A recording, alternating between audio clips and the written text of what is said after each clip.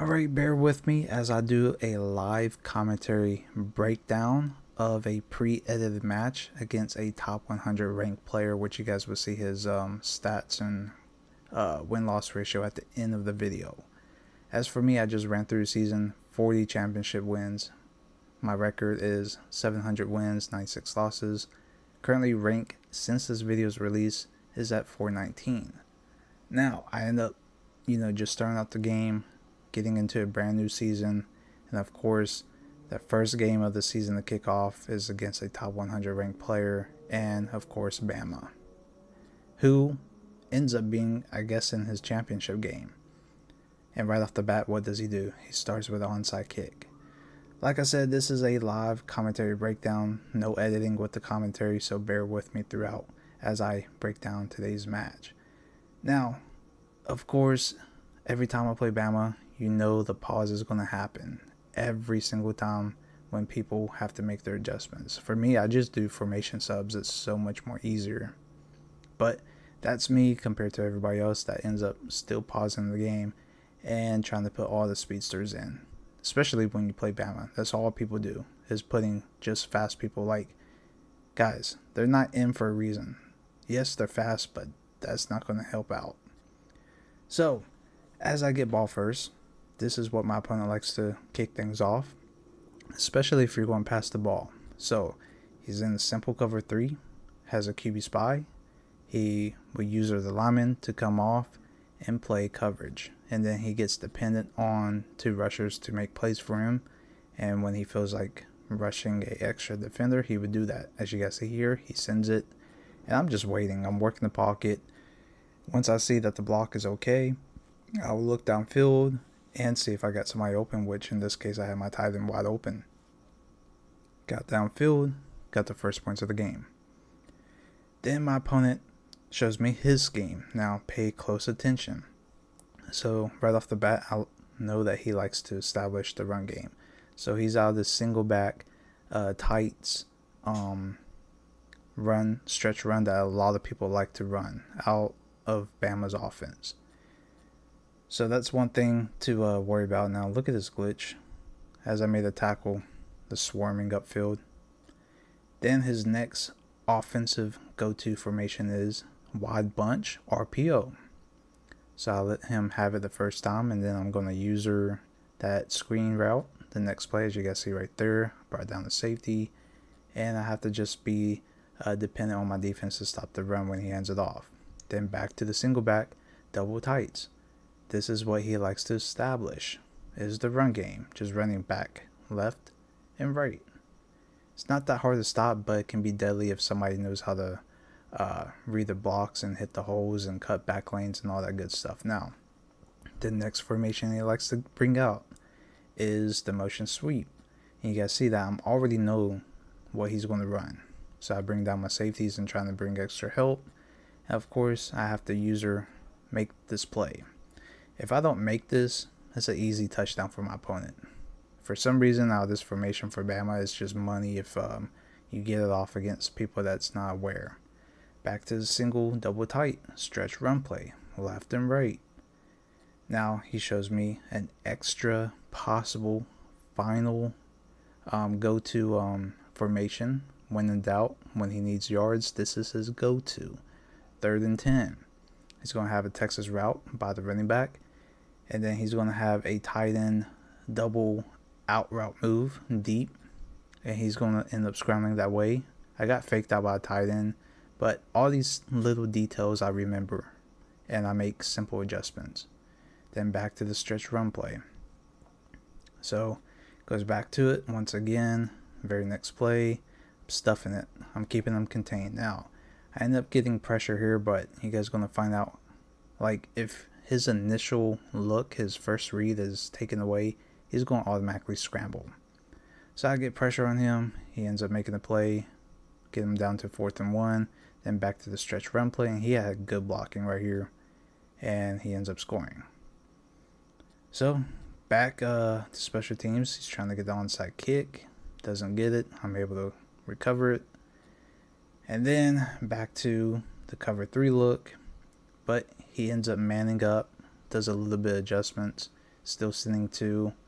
And I know I got him beat over top. I do my little swerve, as you guys see right here. I stop him, make the AI stop in his tracks. He try the user. He's already out of position to make a play. So easy points for me. And then he goes back to that motion sweep. When they do it to the short side of the field, you got to expect the backside screen. So that's why you guys see me using the free safety.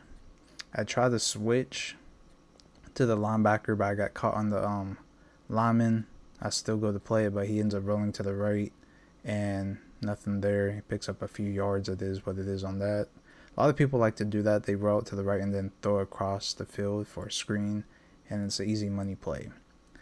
Back to the wide bunch set, RPO. End up covering it pretty well, but this is what I said. Sometimes you don't get it, and they can break free. It's very hard to stop. So he ends up tying it again. He goes for an onside kick. I recover it. I thought I was going to take this to the crib, but Bama just got speedy players. 3rd and 5, couple plays in, he ends up changing his defense from cover 3 with the little adjustments to completely 2-man under. And I have a wide open receiver in the middle of the field.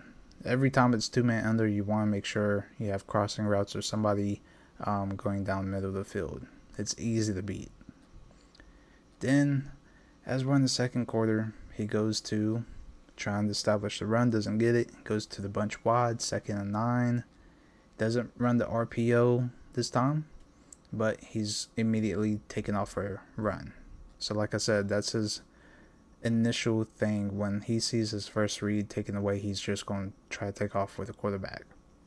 So he goes back to double wide, shotgun look with that tight end doing that double out route move, Texas route, and then backside slot doing the in route.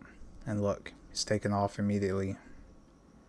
Get him down to 4th and 7. He goes back to the same play, and everything's pretty much clamped up. Now, he should have just let that tight end roll out to that double out route move. He would have been wide open, but he playmakers up, overthrows him, and boom. I get a turnover by luck. That was his user mistake. So 30 seconds left. Got time to score. He went back to the cover 3. I call this the fag defense when you're just sitting a little bit of players to rush me. I like to call that fag defense. I'm just waiting, get my running back playmaker up, got myself in red zone, end up scoring. So second half kicks off, he gets ball first. I'm up 2 possessions.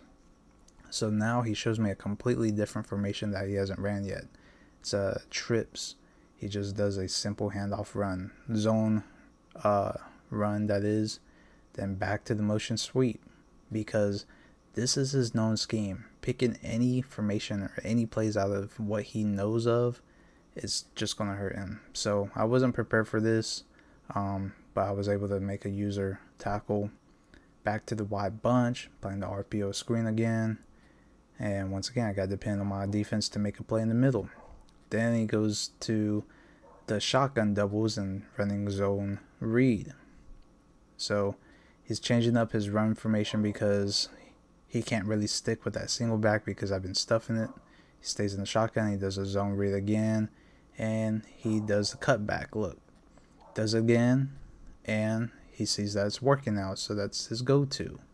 So he's going to keep doing it until I pretty much stuff it. He's getting great blocking. Can't do nothing about that. He's still doing it now. See? I'm right there to stop the backside cut. So he bounces outside and tries to cut back in. Now he goes to the single back because I adapted. He thinks he's going to catch me off guard, which, I mean, I guess you can say he caught me off guard, but I was there. I just never got a block shit on the inside. Like, that's a pure hold. My dude should have just instantly got a stop right there, but it is what it is. Can't do nothing about that. Then back to the onside kick. He's still trying to get that. So this is why I kind of hang back. I never go with the regular onside kick formation. I always use this guy and I just pull off just for purposes like this. Now, of course, I morph right to it, but that's an easy way to recover your onside kicks. Then back to the 2-man under. Now he covered that post I had going deep, and right here, didn't want to risk anything, don't have to force it. And then back to 2-man under QB spy, sending 2. I went to a different formation, different look, but it's still trips. He was looking for that middle play and just nothing. Everybody was glued for some odd reason. So this was crazy. I ended up just taking a sack right here. 3rd and 20, 2-man under. He thinks it's going to work. And I just ran a deep hitch route. Boom. I'm shocked my guy hanged onto the ball, which is crazy. It's very rare that that happens. Then he ran all-out blitz. Every time I see 1-on-1, I'm throwing it deep every single time. I don't know. It don't matter who you have. I'm throwing it deep. Now, granted, it's 4th quarter, right? 2:25 on the clock. I'm up 2 possessions, and this guy is still running the ball. He wants to establish the run game. He thinks he can break off. He thinks I'm actually pass committing every time. No, I don't pass commit at all. Back to the motion sweep. You guys see where I'm at. Now, he ends up getting big yards right here, but he's running the ball. Then he switches it up to 5 wide. And, of course, I'm doing the loop blitz because a lot of people don't do their blocking adjustments and they just quick hike. That's all they try to do. So he gets the bell out right there with the extender break tackle ability.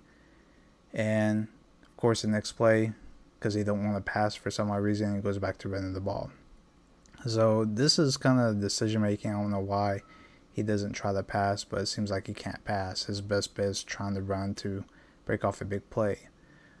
All I'm trying to do is make him waste time, and that's what he's doing. That's why he keeps running the ball. And I'm fine with that because he can't really get downfield with ease.